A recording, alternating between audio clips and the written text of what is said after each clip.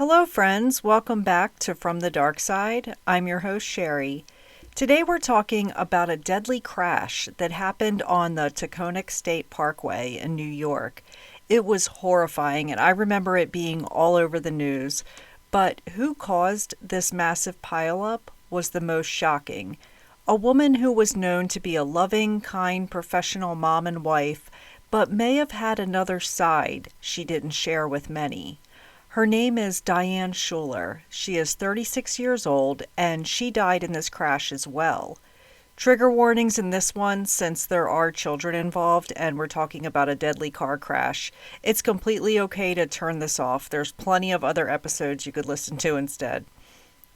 This accident wasn't a tragic mistake made in a moment of distraction.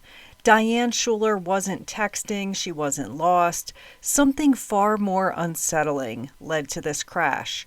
I normally wouldn't cover a car accident, but the accident was ruled a homicide by authorities.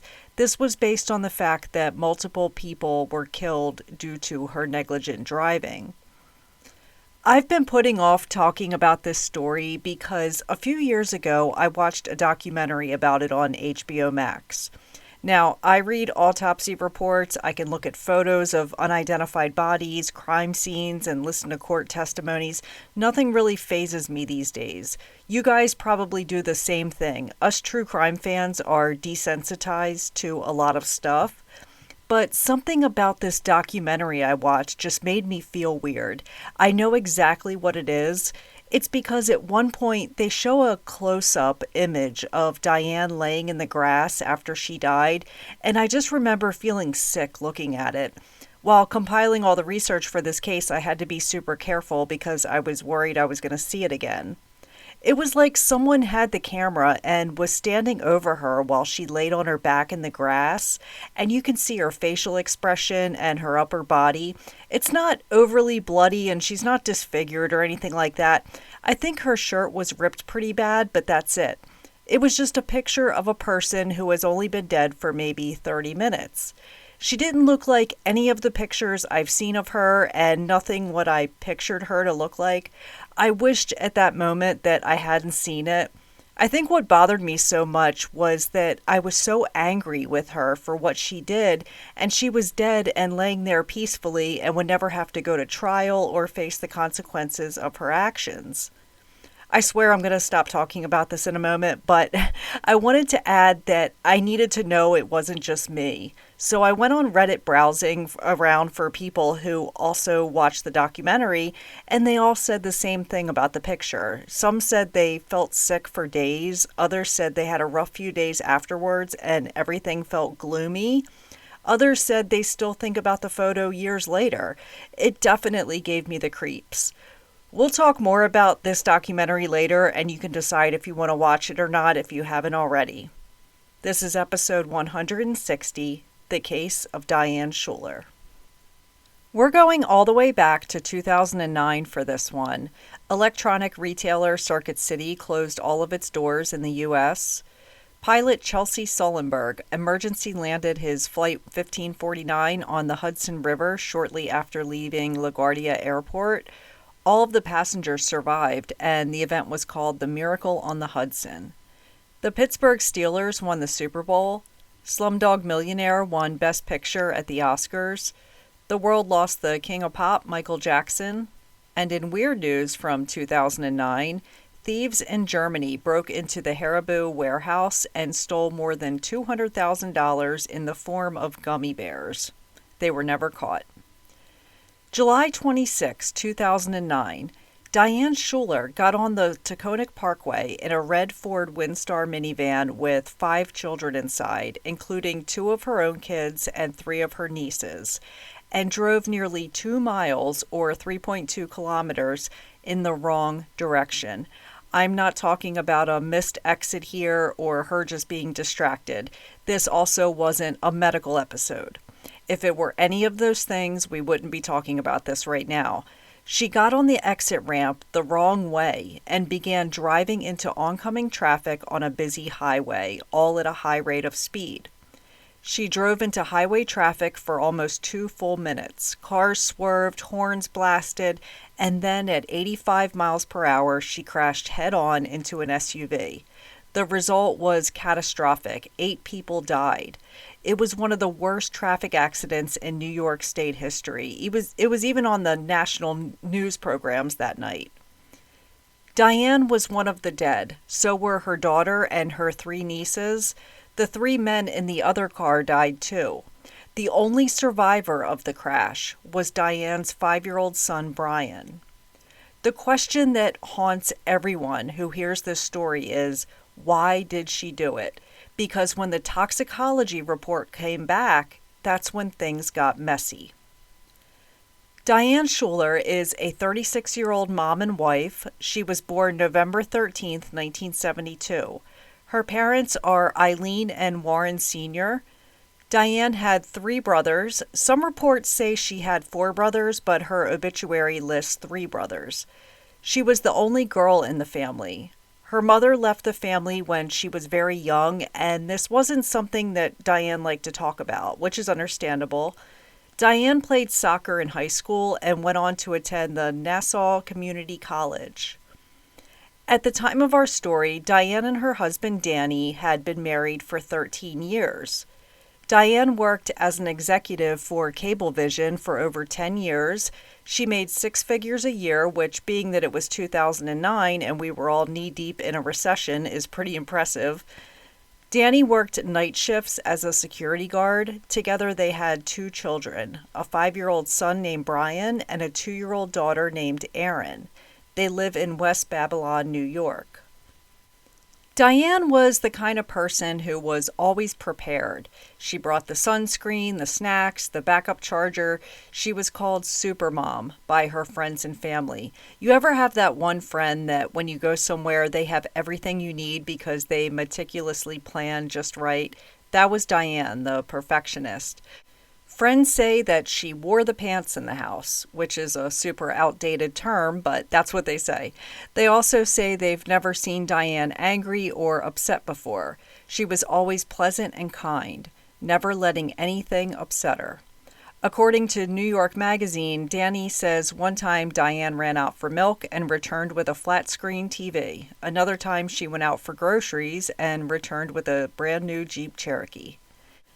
With Danny working nights, Diane was the one who handled the daily life with the kids. She packed lunches, cleaned the house, picked up the 2-year-old from daycare, all while working a 9-to-5 job as an executive. This woman did it all. Friends say every year she started her Christmas shopping in July. Diane, Danny, and their 2 kids are going to go camping for the weekend at Hunter Lake in Parksville, New York. It's about 2 hours away. This is something they'd done a bunch of times before. They had a small camper they were pulling behind. Diane, being the organized mom that she was in charge of packing everything. This trip would be a little different because they were going to bring Diane's nieces with them. Diane's brother Warren and his wife Jackie had 3 daughters named Emma, age 8, Allison, age 7, and Kate, age 5. The 3 girls were excited to spend the weekend camping with their cousins and Aunt Diane and Uncle Danny. Their mom was a little reluctant to let them go as she is very protective of them, and I can understand why. These girls are very young at 5, 7, and 8. But they had done it last year and really enjoyed themselves, so she agreed to let them go spend the weekend camping with them. This lets me know that Diane was a good mom before this day. This overprotective sister-in-law let her 3 young girls go with her for a whole weekend. So Danny is going to drive his truck and pull the camper behind. In his truck would be the family's dog named Bear. Diane was going to drive separately with the kids, but she couldn't fit 5 kids into her car, so she's going to borrow her brother Warren's minivan. It's a 2003 Ford Windstar minivan and plenty of room for all the kids. The weekend camping trip comes to an end on Sunday morning, July 26, 2009. Danny and Diane had gotten up early before all the kids woke up, and they drank a cup of coffee and enjoyed the nice morning air at the campground. Other campers remembered seeing the family that weekend and said they all seemed very nice and they saw them playing in the water and having a great time. Nothing seemed wrong at all. Diane, being the organized one, did most of the packing to head home. Danny and the family dog are leaving in Danny's truck and he is just heading straight home. Diane has the 5 kids, her son and daughter, and their 3 nieces, and she is going to drive back to her brother and sister-in-law's house in Long Island, New York, which is a little over 2 hours away. And there she will drop off her nieces and give her brother back his minivan. It's a straight shot on I-87, then onto the Taconic Parkway to her brother's house, and then right home. What happened over the next 4 hours has been pieced together through surveillance footage, witness statements, cell phone records, and eventually autopsy results. But even with all of that, there are gaps. So here's what we know. According to a timeline put together by Peter Kramer for the Journal News, Diane left the campsite around 9 o'clock a.m. with the 5 kids. At 9:30 a.m., she stopped at a McDonald's in Liberty, New York. Security footage shows her walking normally, ordering food, nothing weird. She's with the kids, she's calm, she even brushes one of the girls' hair. The kids played in the play place. At 10:46 a.m., they stop again, this time at a Sunoco gas station nearby. Surveillance footage shows Diane walking inside, apparently trying to buy some Tylenol or Advil. The gas station employee told her they don't carry what she's looking for, so she walks out empty-handed. Again, calm, normal, no stumbling, no slurred speech. This is all according to the gas station attendant. He said she appeared just fine, just a mom looking for a headache medicine. So I've watched the security video and it looks exactly as I described, but it was one of those cameras where it's in frames, like it records every 3 seconds. But when she gets in her van, the van speeds off like she's upset about something. Between 11:30 a.m. and 1 o'clock p.m., something changes dramatically. At 11:37 a.m., Diane places a call to her sister-in-law, Jackie. This is the 3 girls' mom.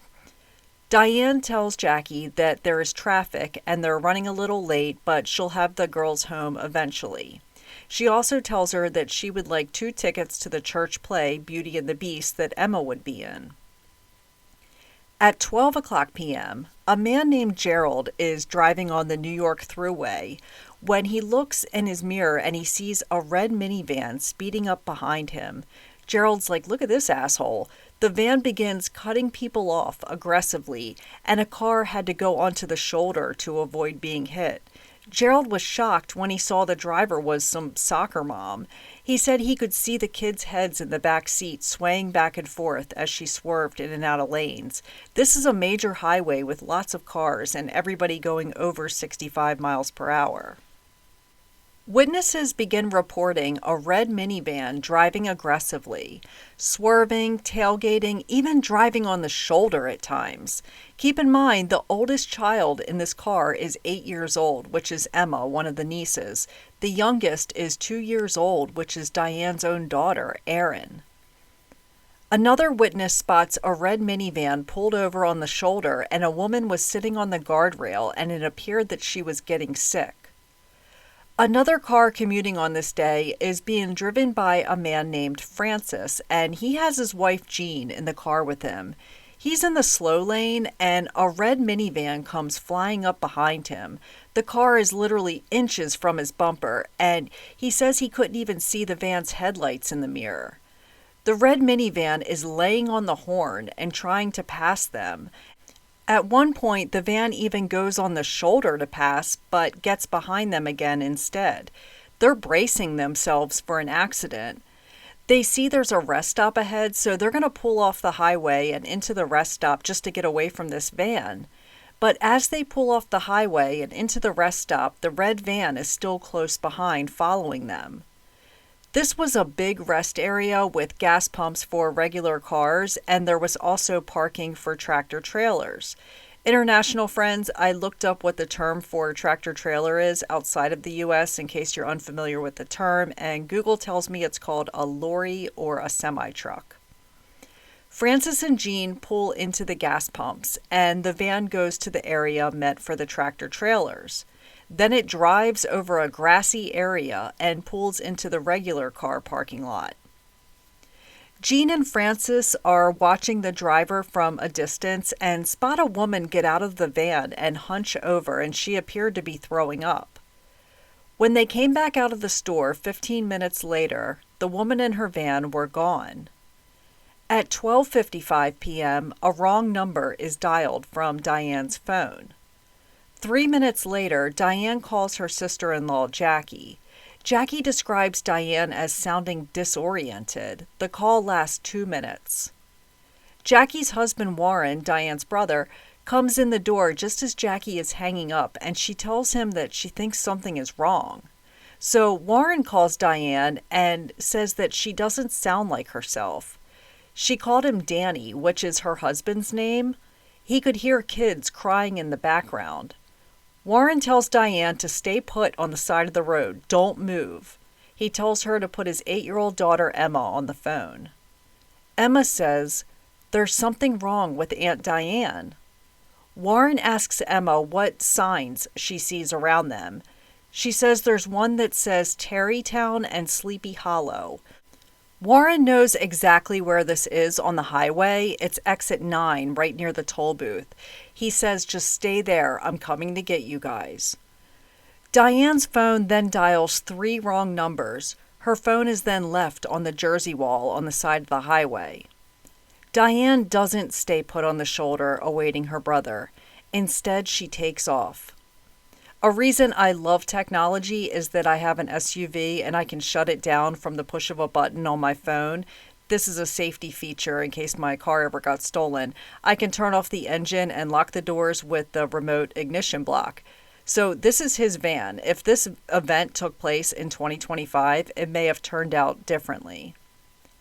Diane gets back on the road and starts heading towards the Taconic State Parkway. This is bad. Then she drives onto the wrong ramp. This ramp is for people exiting the Taconic Parkway. Diane is using it to enter the Taconic Parkway.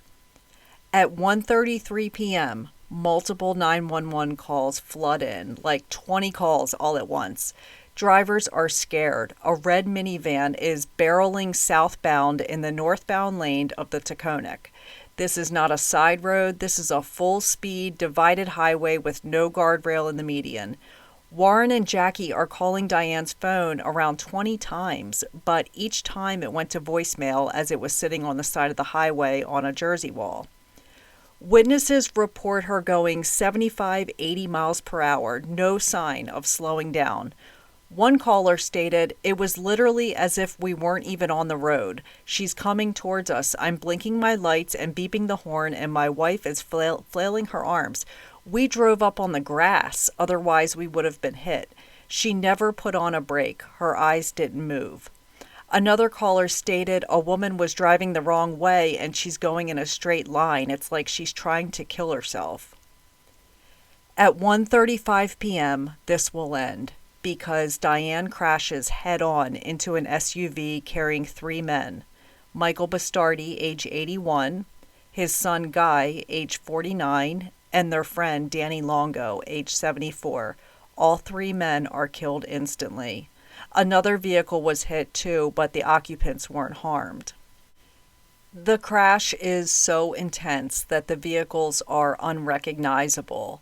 Parts of the minivan are strewn over a 300-foot radius. It had rolled and came to a rest on a grassy embankment where it then caught fire. Some men, who I would call heroes, ran down to the burning minivan. They got the front passenger door open by breaking the window and go to pull Diane out. Yeah, she was in the passenger seat at this point. She just rolls out of the car and onto the grass. She was deceased. Trigger warning. They see there are a bunch of kids in the back seat. So with this van on fire, they climb in. They describe the kids as all piled on top of one another. Each kid is taken out. Everyone was deceased except 5-year-old Brian, who was underneath the pile. He is severely injured, though, and 5-year-old Kate, who died later that day. By now, emergency services have arrived.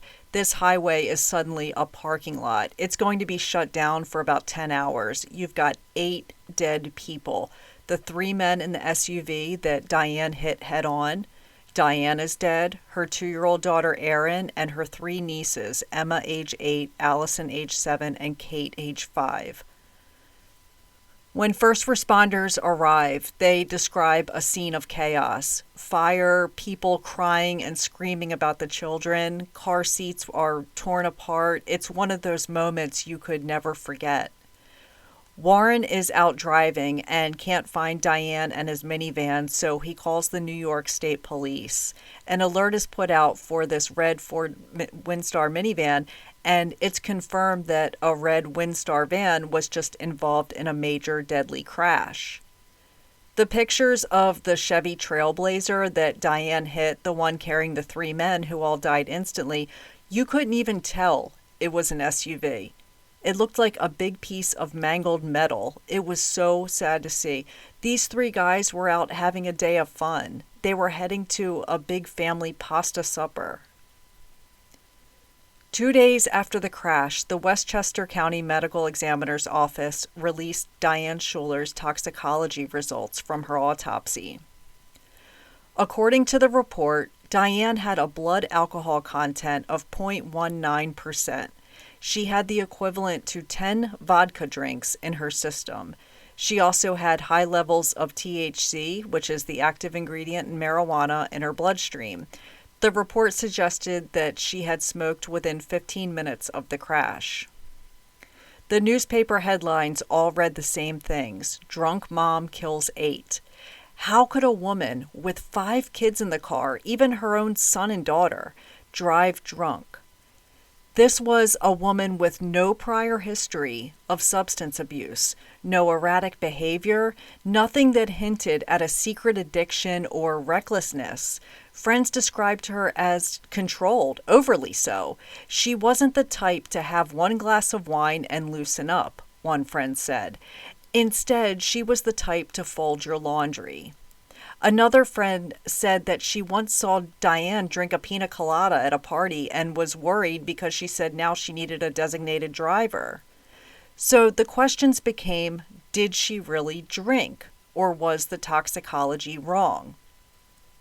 Diane's husband, Danny Schuler, went public fast. He held press conferences, sat for interviews, and his message was simple. There is no way my wife was drunk. He blamed the crash on a medical emergency, a stroke, a tooth abscess, or maybe even a diabetic event. He said Diane had been complaining about a toothache earlier that week. Her behavior, he insisted, was completely out of character. She was a meticulous person, not someone who would ever drink and drive, let alone with 5 children in the car leaving vacation. He even hired his own private investigator and pathologist to review the autopsy. The results still showed alcohol and THC, but Danny wasn't convinced. He suggested the toxicology results were flawed or falsified, that someone somewhere had either mixed up the samples or misread the results, that Diane was being blamed for something she didn't do. Public opinion was split. Some people, especially moms, resonated with the idea that Diane had cracked under pressure, that maybe she'd been trying to numb something, that Supermom was hiding something, that maybe Diane didn't want to be Supermom anymore. Others sided with Danny. They couldn't believe someone so together, so responsible would snap like that if something felt off about the story, maybe it was. They reminded folks that Diane was a calm professional woman who was responsible. The problem, of course, is that Diane couldn't explain anything. She couldn't speak for herself. Some saw her as a victim, others saw her as a murderer. After the toxicology report came out, a flood of speculation began. We're going to go through a few of the major theories that circulated, especially online and in the 2011 HBO documentary, There's Something Wrong with Aunt Diane. Just to pause for a moment before we get into the theories, since I'm sure you're all curious about 5-year-old Brian. He ended up spending a couple months in the hospital recovering. According to the New York Post, Brian had a severe head injury, a broken leg, and 2 broken arms. I can't find much about him online, which is probably a good thing. I know he's around 21 years old today. I did read that Brian has no recollection of that day or being in the van. He doesn't remember any of it. Theory number 1, Diane was a secret drinker, that she kept vodka hidden in the car, that she functioned fine under stress, but on this particular day, maybe something snapped. They did find a broken bottle of Absolute vodka in the van. Danny says that was in with their camping stuff. They stored a bottle of vodka in the camper, and each year they would have a drink. With Danny working night shift, it's totally possible that Diane was having drinks every night after the kids went to bed, and she would watch her TV shows. She had vodka in the van with her. Vodka has no smell. It's easy to conceal. We know Diane smoked pot because she had high levels of THC. Maybe she was smoking weed while Danny was working. A lot of adults consume marijuana, but they don't get in the car and drive the wrong way on the interstate. Critics of this secret drinker theory point out that nobody has ever seen her drunk before. There was no history of DUIs, but plenty of people hide addiction well, especially high-functioning alcoholics. Theory number 2, a medical emergency. Danny Schuler's preferred theory was that Diane had a medical event, possibly a stroke, an aneurysm, or a complication from a tooth abscess. She had reportedly been rubbing her cheek that morning. Could the pain have caused confusion and disorientation? The issue with this theory is that a stroke or abscess wouldn't cause high blood alcohol content or active THC, nor would they explain the vodka bottle in the van. The medical examiner confirmed she did not have a medical episode of any kind. Still, some toxicologists admit medical conditions can mimic intoxication, especially when paired with fatigue, stress, or dehydration. But again, 10 shots of vodka in her stomach wasn't mimicking intoxication. 10 shots of vodka. 3 shots, and I'm slurring words and walking weird. Theory number 3, psychosis or mental breakdown. Diane had 2 kids, she worked full-time, she managed the home, and was considered the strong one. There's a theory that she suffered a mental breakdown. Not a conscious decision, but something attributed to psychosis, a rare but documented condition where someone experiences a break from reality and loses the ability to process consequences. Supporters of this theory point to the wrong way driving and that Diane called her brother and told him she was a little disoriented, as if she didn't realize what she was doing. But she still bought food that morning, she pumped gas, she appeared normal in the footage. Could someone hold it together in public and then fall apart that fast? In 2011, HBO released a documentary titled There's Something Wrong with Aunt Diane. The title comes from what Emma Hance, Diane's 8-year-old niece, told her father over the phone just minutes before the crash. Very good documentary, but the photo of Diane really bothered me. The documentary follows Danny Schuler and his journey to prove that Diane did not drink, that she was failed either by medicine, testing, or the system. It shows them hiring a pathologist, investigating the route, rewatching security footage, and recreating the timeline. But as the documentary goes on, the tone becomes more complex. Danny refuses to consider any scenario where Diane could be responsible. And when asked by the host what Diane might say if she had done it, if it had been her choice to drink, Danny says she didn't drink. Then the filmmaker asks again, but if she did, what would you want to hear her say? And Danny says, no, she didn't. The documentary doesn't provide closure. It presents two versions of Diane Schuler: the woman who made a terrible choice and the woman who couldn't have made this choice, and it leaves us viewers to decide which one of these is real. The distance from the McDonald's to the crash site should have taken less than 2 hours. Diane was on the road for almost 4. So where did she go? Witnesses described Diane's driving that day as erratic, deliberate, and at times terrifying. One woman claimed Diane was driving aggressively, tailgating, and weaving through lanes as if in a rage. Another driver described her as looking like a stone-cold zombie, eyes fixed forward and unblinking. Some witnesses reported seeing children crying in the back seat. Others say Diane was holding her phone and talking calmly. This blend of chaos outside the car and composure inside makes the whole thing feel almost surreal. Could she have been experiencing some form of disassociation, or was she simply focused and determined even though she was drunk? The most damning piece of evidence in this case was found right inside the van: the bottle of Absolute vodka. Danny Schuler claimed it was kept in the van for camping trips and that Diane sometimes used it as a mouthwash substitute. But toxicologists said they mount in her system and her blood alcohol level couldn't be explained by just incidental ingestion, like when you go to take a swig just to rinse your mouth out or whatever and a little bit gets down your throat. She had to have consumed a large amount of vodka while she was driving in the van.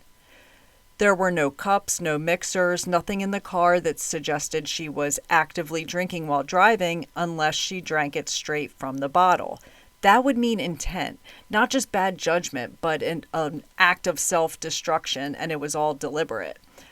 One of the things that comes out all the time, especially in interviews with her family, is that Diane held everything in. She was the one who never complained, the one who raised her brothers after her mother walked out when she was 9, the one who handled the finances, raised the kids, and managed her home. Clinical psychologists, though, point out that Diane fit the profile of someone with suppressed trauma, high expectations, and no emotional outlets, the perfect storm for a breakdown that no one sees coming. Danny has said Brian, the 5-year-old only survivor of the crash, once told him, "Mommy couldn't see," which has been used to support the medical emergency theory. But psychologists didn't want to pursue reading too much into the memories of a traumatized 5-year-old. It's probably better that he doesn't try to remember what happened. Still, for many, Brian represents the question at the center of the case. What did the children see that day? And did they know what was happening?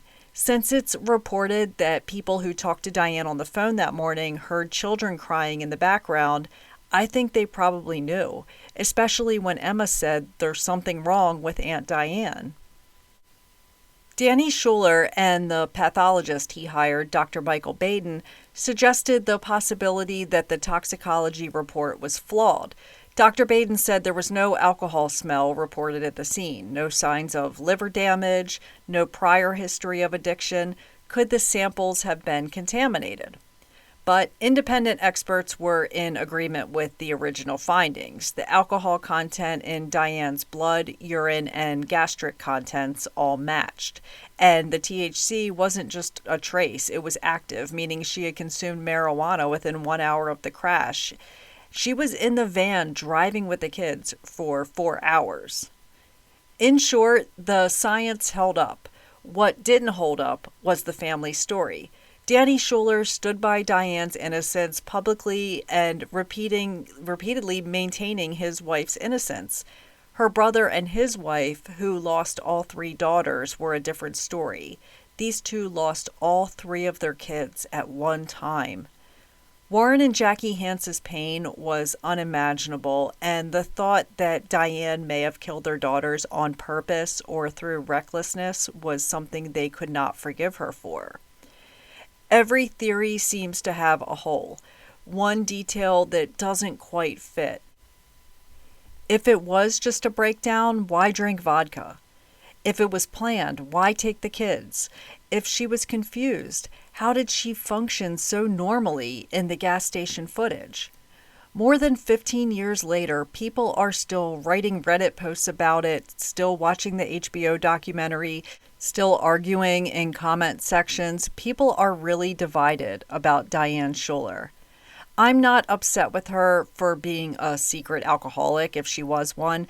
I'm upset with her for taking the lives of 4 children and 3 men with her reckless behavior.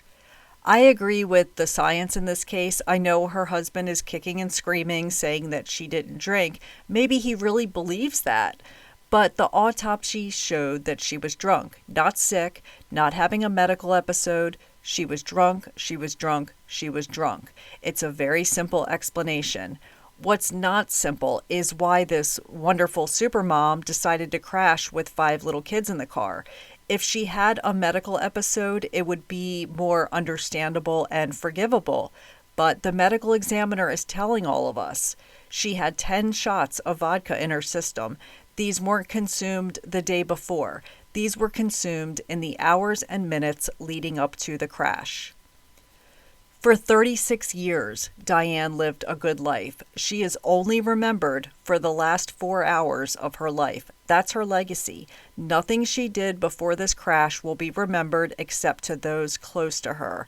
The world only knows her as a murderer who took the lives of 4 children and 3 innocent men.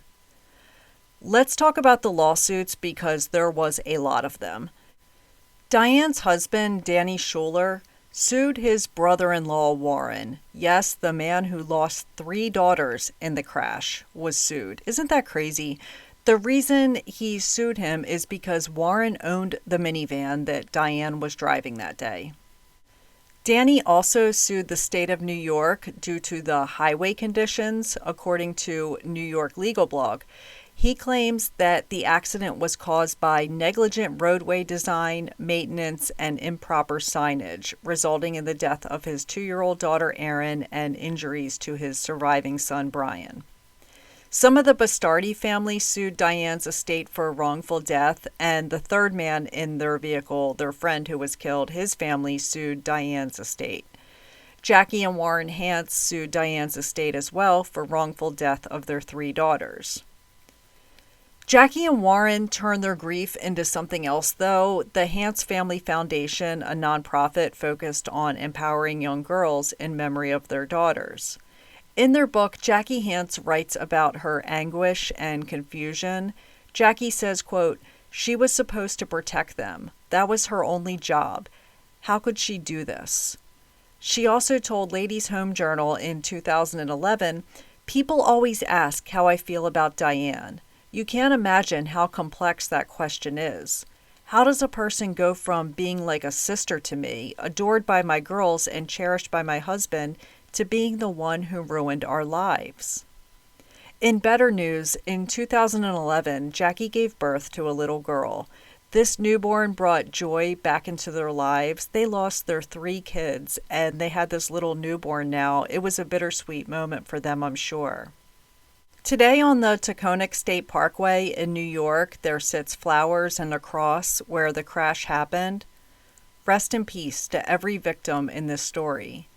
Guy Bastardi, age 49. His father, Michael Bastardi, age 81. Danny Longo, age 74. Erin Schuler, age 2. Emma Hance, age 8. Allison Hance, age 7. And Kate Hance, age 5. That's it for this week, and I'll see you all again soon here on the dark side. Take care, and much love to you all.